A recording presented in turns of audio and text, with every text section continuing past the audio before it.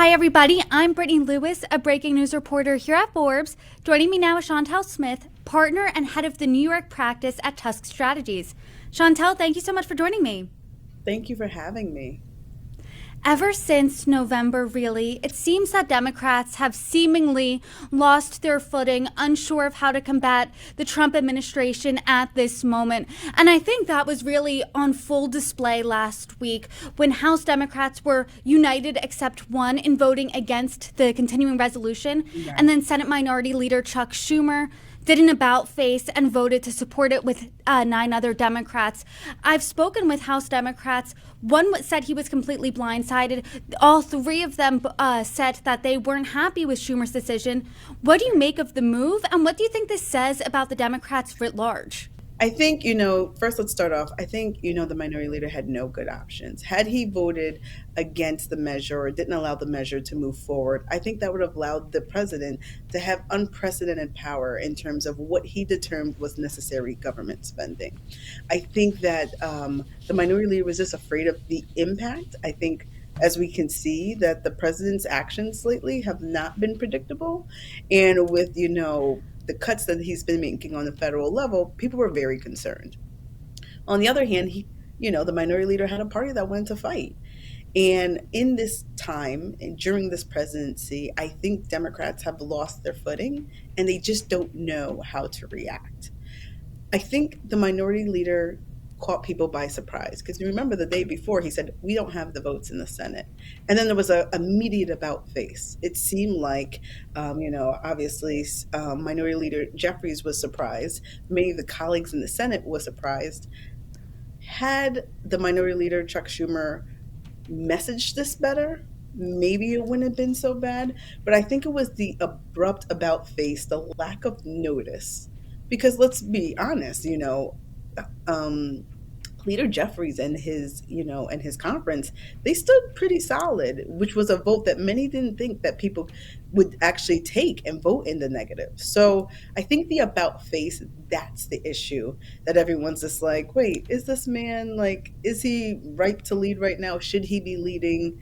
It's difficult. And he even said, I was in a difficult position. I was stuck with 2 bad choices, and Yeah, I felt like keeping the government open was the better option because, as you said, if the government shut down, he said Trump and Elon Musk would have really unfettered access to hacksaw 100%. everything. And I think that Democrats at large are in a different moment now than they were in 2017 during Trump's first term. Right. Because here's some numbers from NBC. According to NBC in 2017, more Democrats wanted the Democratic lawmakers in Congress to work with the Trump administration. Now it's completely flipped, where almost 2/3 of Democrats want Democratic lawmakers to stand their ground to fight back, even if it means less results. So how do lawmakers then, do you think, in the Democratic Party meet this moment?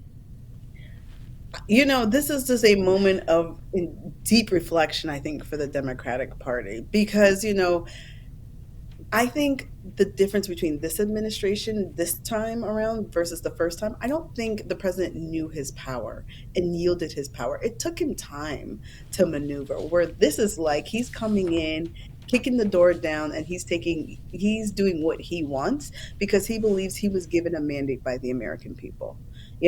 I think Democrats right now, I think we're seeing the Tea Party of 2009 and 10 starting to emerge within the Democratic Party because you have people who say fight, fight, fight, and then you have people who say I don't want to fight, I just want to be able to pay my bills and worry about what's going on in my locality. So right now there's just this internal rift, and it's gonna take, I do believe this, the midterms will show the breaking of the Democratic Party. And I think you might see not a Tea Party, but like a left party be a little bit more resolute in what they believe in and who they will support and what is needed for their vote.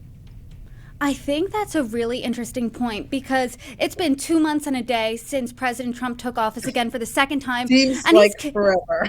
he's kicked the door down. I mean, there's been Yeah. orders on everything: tariffs, trade wars, started, stopped, paused, everything in between. A lot of action on immigration, and it's almost like Democrats are playing defense where they're not hitting everything. Even before Senate Minority Leader Chuck Schumer said, "We're not going to do everything. We're not going to scream at every issue. Instead, we're going to find our important ones and lie down on the tracks." I mean, But they've is yet that the to right fall on the tracks for anything.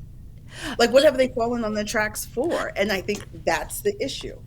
So I've been speaking about this on the like New York level, but this globally, you see these actions every day, and people are having anxiety, they're having feelings about it. And leadership is saying, don't worry, when it's time to fight, we will fight.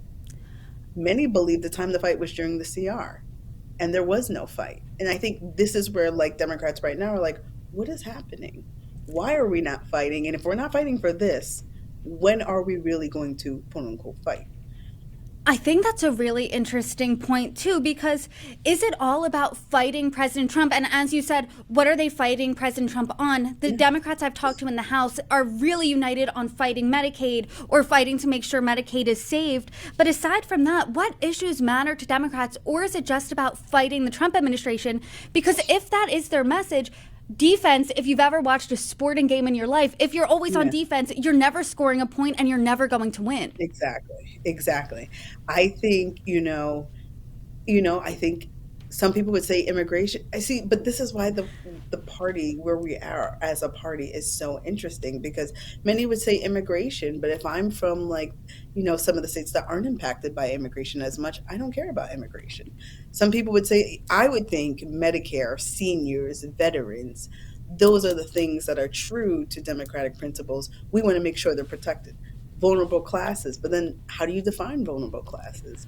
We're having like a culture war slash, a war based of like fiscal, like what does it do with our finances? We're just at war as a party. And I think there's going to be some change of leadership. I know people have rumored to say they're going to primary, the minority leader.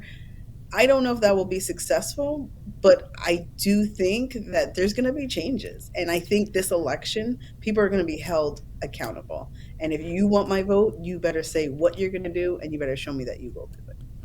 And you need to have, I think, that elevator pitch of here's what Democrats stand for, X, Y, and Z. Republicans had that coming into 2024. They said our top issues are economy and immigration. That lined up perfectly with what vastly Americans thought their top issues were. Yeah. And as you see, they're in the White House. They are in the House and the Senate. So Democrats do have a deep bench. They have Gretchen Whitmer, Wes Moore, AOC, Jasmine Crockett, Andy Beshear, Gavin Newsom.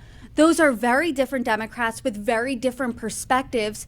So do you think that they need a unified message, a unified perspective? How do you go forward from here? I think they don't all need to have a unified message, but you need a unified base. There needs to be a base of collective principles at a minimum Democrats stand for.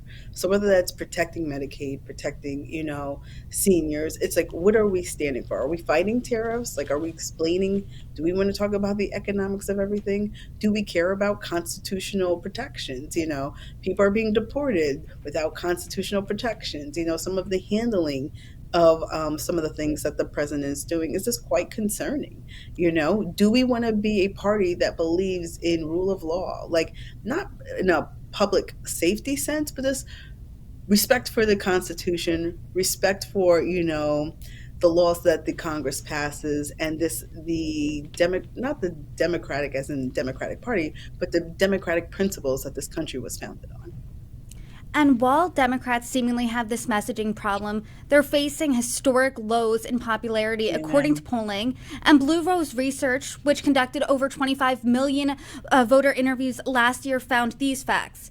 Gen Z is more conservative than millennials are. Those who get their news from more non-traditional ways are more right-leaning. Higher turnout would have actually hurt Democrats and helped the GOP. There's been a massive swing in immigrant voters to Trump, and Democrats are losing non-white voters. When you hear that, that doesn't sound anything good for Democrats. So how do you fix that, especially before midterms? You go back to bread and butter. Democrats win when they talk about the things that are impacting everyday people. And I think in this election, we kind of lost that. I think we lost the talking about, like, the economy. The economy, the price of eggs. I just went to the grocery store, 18 eggs for $12. That's a lot of money for people. So I think it's talking about the things that people talk about when they're home with their partners or loved ones. The economy, the price of gas, housing. The prices for affordable housing, they're non-existent right now. We are in an economic, like, we are not at a recession yet, but we are on the precipice of a recession. And I think we need to be honest about that. And what are the things that we can do to help people during this time? There was kind of, during the election, we ignored it, you know? And I think we talked about the things that we thought were like big umbrella democratic principles, but really, like, people want bread and butter and the things that impact them and the things that they know. I guess my last question is to you, what is the future? Because it seems like, as you said, Democrats are at this Tea Party-esque moment, almost an identity crisis. If you talk to House Democrats, they don't see it that way. But if you talk to any Yeah. strategist or voter or American voters, they see it that way. And according to that poll, I mean, they're not popular. So how do you bridge that disconnect? Get out of your bubble. I think though electeds want to believe that they're out in their community, they're around their community, but people that support them and believe in their ideals. I find that as a consultant, we constantly have to, shake things up and make sure we have the pulse of who's around us. And I think right now, Democrats need to really, like, go in the grocery store, go to local churches, go to places that you may oppose and see another side of living so you can understand the true American story that's currently being presented right now.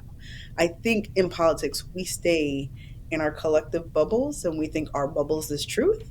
And I think it would behoove the Democratic Party right now to just step outside their comfort zone and just see life, or live life, through a different lens. Shontell Smith, I really appreciate the conversation today. You are welcome back anytime. Thank you for joining me. Thank you. Thank you so much.